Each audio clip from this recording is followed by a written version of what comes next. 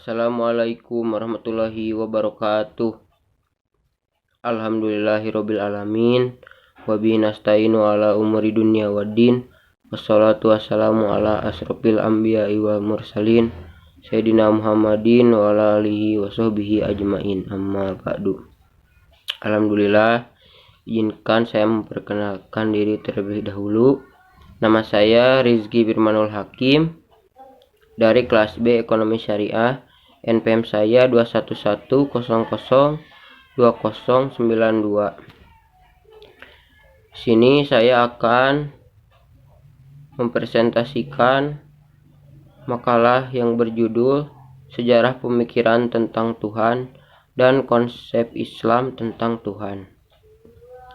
Baik, untuk langsung saja ke penyampaian materi. Yang pertama, pengertian agama.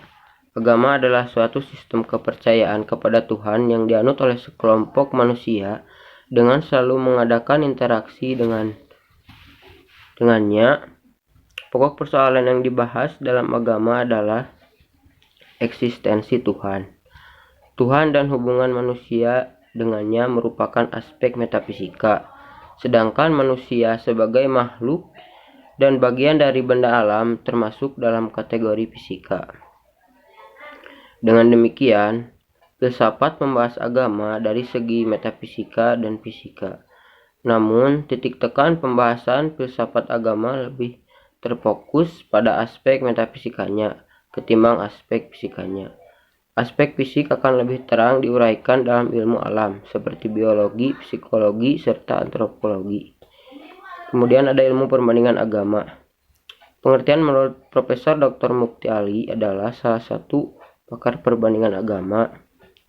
Ilmu perbandingan agama adalah ilmu yang mempelajari tentang agama dan gejala-gejala agama dari agama tersebut dengan hubungannya dengan agama lain. Ilmu ini tidak hanya membahas perbandingan antara agama-agama. Tujuannya adalah untuk mengumpulkan dan mencatat hal-hal yang berkaitan dengan agama seperti sejarah kelahirannya, perkembangannya, bagaimana ajarannya, di mana agama tersebut menyebar, siapa pendiri, dan lain-lainnya. Ilmu ini juga merupakan sebuah langkah awal dari terciptanya toleransi antar umat beragama. Toleransi akan tercipta apabila satu agama memahami agama yang lain. Pemahaman tersebut akan terwujud bila ia mengenali agama lain. Manfaatnya untuk menambah keyakinan seseorang kepada agamanya. Hal demikian terjadi karena dengan membandingkan agama dengan agama yang lain, dirinya mengetahui letak keunggulan agamanya dari agama lain. Dampaknya, selain menjelaskan kemuliaan agama dari agama yang lain, dapat meningkatkan keimanan dan keyakinan seorang kepada agamanya. Lalu sebaliknya, secara tidak langsung akan timbul dalam dirinya rasa simpatik terhadap orang-orang selain agamanya untuk mendakwahkannya.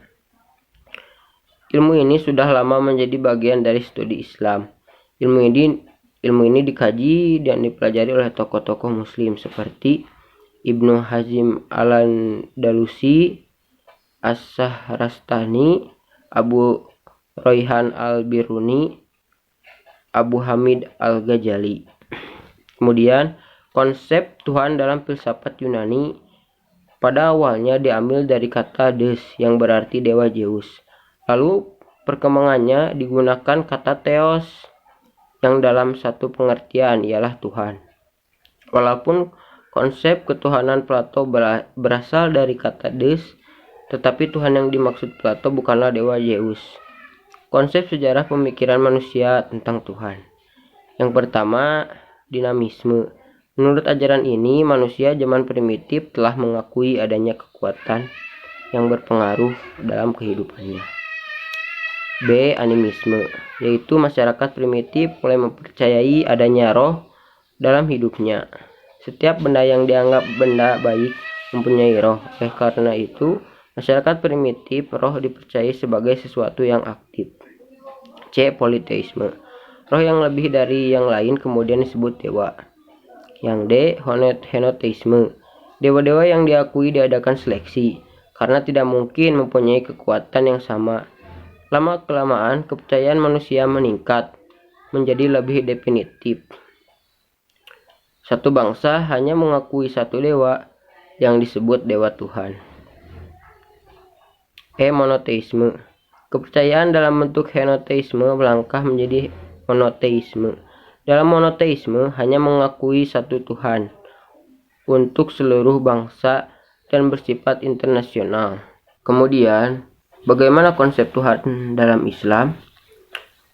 Konsep Tuhan dalam Islam, pemikiran Islam Tuhan disebut Allah dan diyakini sebagai zat maha tinggi yang nyata dan esa, pencipta yang maha kuat dan maha tahu yang abadi, penentu takdir dan hakim untuk semesta dunia. Islam menitik beratkan konseptualisasi Tuhan sebagai yang tunggal dan maha kuasa. Beliau itu wahid dan esa, maha pengasih dan maha kuasa. Menurut Al-Quran, terdapat 99 nama Allah Asmaul Husna, artinya nama-nama yang paling baik, yang mengingatkan setiap sifat-sifat Tuhan yang berbeda. Semua nama tersebut mengacu pada Allah. Nama Tuhan maha tinggi dan maha luas. Di selang 99 nama Allah tersebut, yang paling terkenal dan paling sering dipergunakan merupakan Maha Pengasih Ar-Rahman dan Maha Penyayang Ar-Rahim. Kesimpulannya, agama adalah masalah sosial karena menyangkut kehidupan masyarakat yang tidak bisa terlepas dari kajian ilmu-ilmu sosial. Oleh sebab itu, ilmu-ilmu agama hakikatnya merupakan rumpun bagian dari ilmu sosiologi, psikologi, dan antropologi. Sosiologi menjadi akar dari semua ilmu yang berkaitan dengan masyarakat. Maka lahirlah semacam ilmu sosiologi agama, sejarah agama, filsafat agama, publikasi agama, dan lain-lainnya. Francisco Jose Moreno menegaskan bahwa sejarah agama berumur setua sejarah manusia. Terima kasih, mohon maaf apabila terdapat banyak kesalahan. Wassalamualaikum warahmatullahi wabarakatuh.